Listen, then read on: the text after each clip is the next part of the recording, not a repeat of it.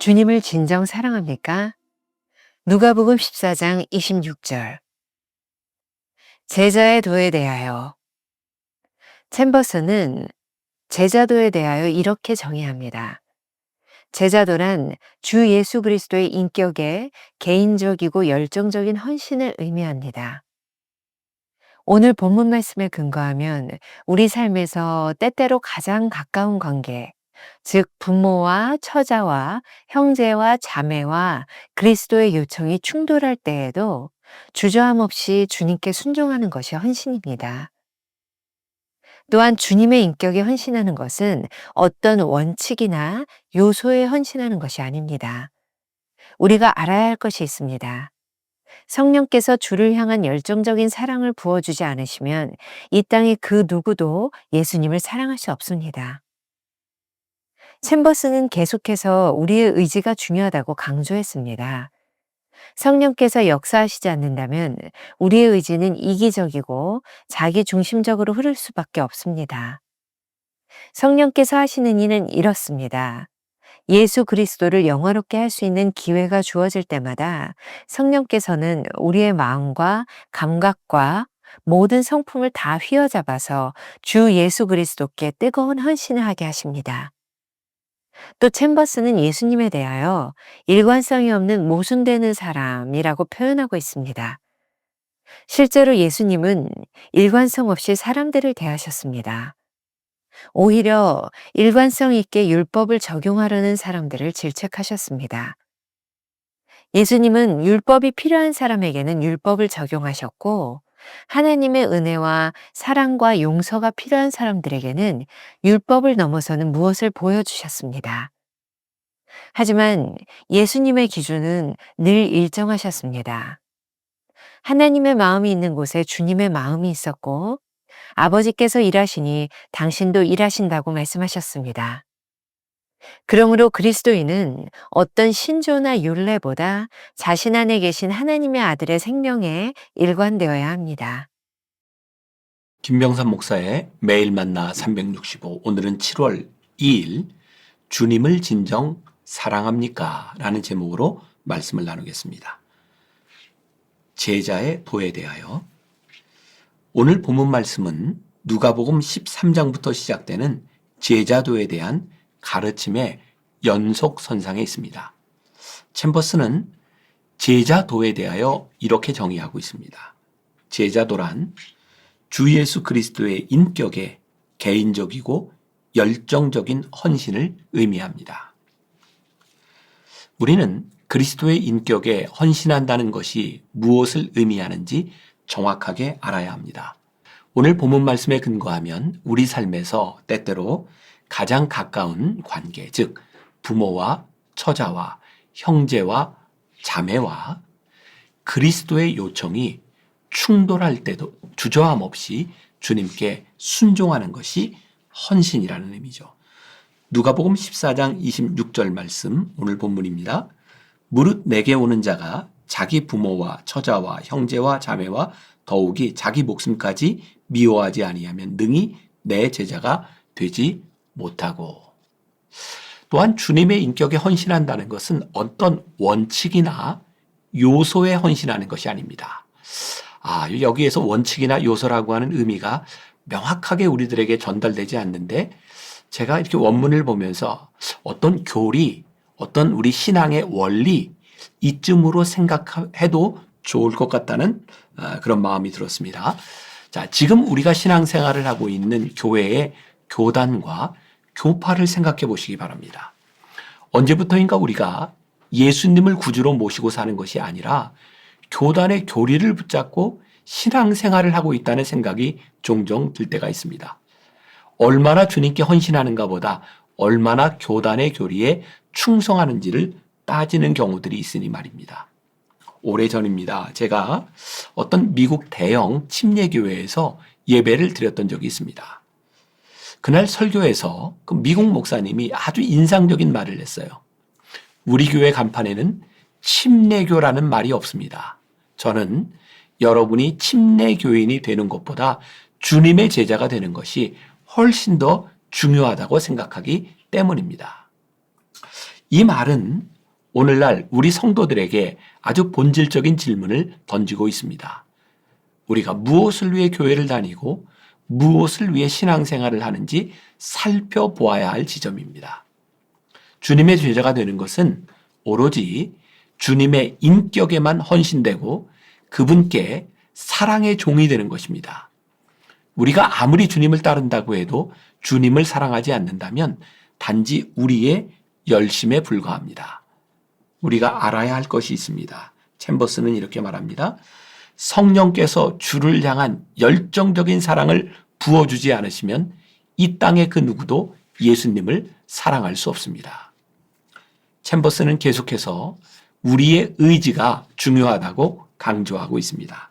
그러나 성령의 인도하심을 받지 않는 의지는 언제든지 왜곡될 수 있습니다. 아니, 성령께서 역사하지 않는다면 우리의 의지는 이기적이고 자기중심적으로 흐를 수밖에 없습니다. 그러므로 주님의 제자가 되기 원한다면 성령의 도우심을 구해야 합니다. 성령께서 하시는 일은 이렇습니다.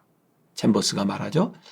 예수 그리스도를 영화롭게 할 수 있는 기회가 주어질 때마다 성령께서는 우리의 마음과 감각과 모든 성품을 다 휘어잡아서 주 예수 그리스도께 뜨거운 헌신을 하게 하십니다.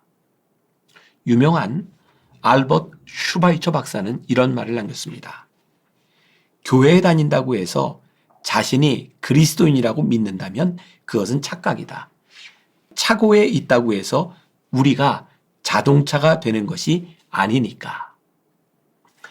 그렇다면 그리스도인을 그리스도인 되게 하는 것은 무엇일까요?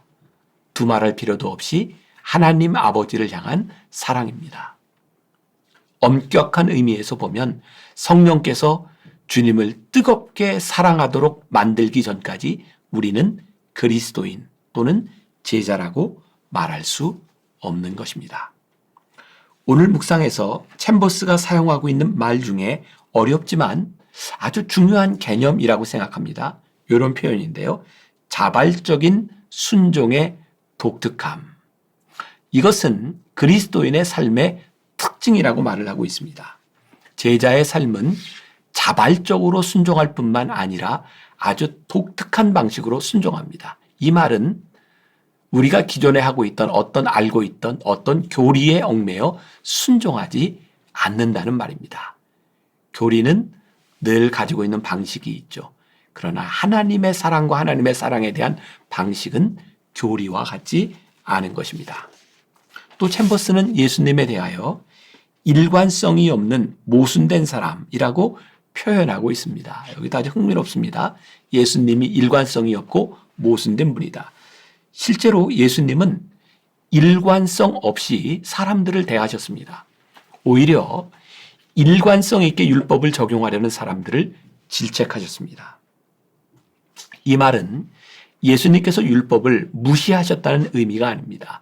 예수님은 율법이 필요한 사람에게는 율법을 적용하셨고 하나님의 은혜와 사랑과 용서가 필요한 사람들에게는 율법을 넘어서는 무언가를 보여주셨습니다. 그래서 사람들이 예수님을 비난하기도 했습니다. 하지만 예수님의 기준은 늘 일정하셨습니다. 하나님의 마음이 있는 곳에 주님의 마음이 있었고 아버지께서 일하시니 나도 일한다라고 말씀하셨습니다. 그러므로 그리스도인은 어떤 신조나 율례보다 자신 안에 계신 하나님의 아들의 생명에 일관되어야 합니다. 라고 챔버스가 말하고 있습니다. 오스왈드 챔버스의 하나님의 사랑에 보면 제자의 도에 대하여 조금 더 자세히 설명하고 있는 부분이 있습니다. 제가 읽어드립니다. 누군가를 따를 때 가장 중요한 자세는 자신의 방법을 주장하지 않는 것이다. 그 이유는 만일 내 주장을 하며 주도권을 잡으면 이는 누군가를 더 이상 따르는 것이 아니기 때문입니다. 이 세상의 모든 것은 우리가 어떤 주도권을 취하느냐에 달려있다. 그러나 하나님을 따르는 자들이라면 우리가 주도권을 취해서는 안 된다. 스스로 할 일을 택하거나 앞으로 무엇을 할 것이라고 말해서도 안 된다. 우리는 그러한 것을 알 필요가 없으며 그냥 따라가면 된다. 제자인 우리가 주님을 따를 때 우리의 방법을 주장하거나 주도권을 잡아서는 안 된다는 말입니다. 내 안에 계신 하나님의 아들의 생명, 예수 그리스도의 인격을 그저 따라가야 합니다. 오래전에 제가 보았던 마이클 야코넬리가 쓴 영성이라는 책이 생각납니다. 옛날 제목은 뒤죽박죽 영성이라고 제목이 되어 있었는데요. 예수님의 사역은 전혀 일관성이 없으셨다는 것입니다. 오히려 뒤죽박죽이었다는 내용이었어요. 사람들은 일관성을 좋아합니다. 하지만 그 일관성이 하나님의 마음 앞에서 여지없이 깨어질 준비가 되어 있을 때 비로소 순종의 길을 갈 수 있을 것입니다. 꼭 기억해야 할 것이 있습니다. 우리가 만들어 놓은 교리나 원리, 신조가 자꾸 하나님의 마음을 가로막는다면 주님께서는 우리가 진정한 헌신의 삶을 살 수 있도록 그 모든 것을 제거하실 것입니다. 우리가 기억해야 될 한 줄 노트.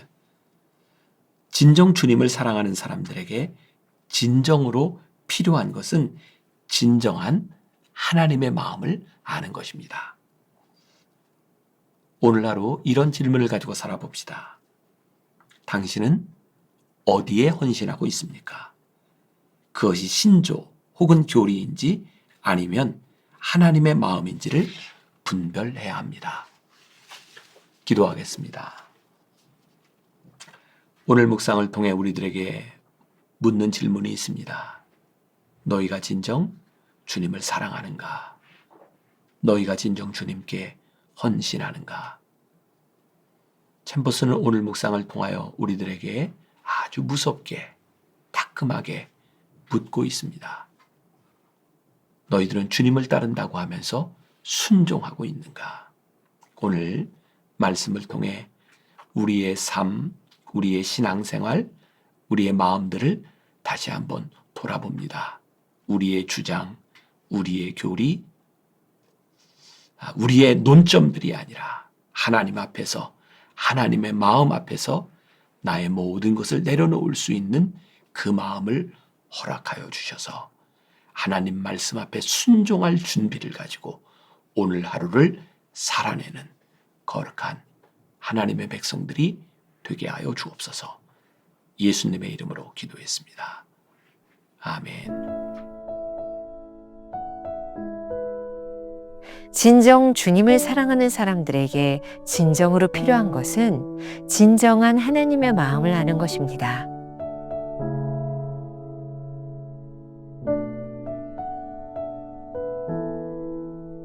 당신은 어디에 헌신하고 있습니까? 그것이 신조 혹은 교리인지 아니면 하나님의 마음인지를 분별해야 합니다.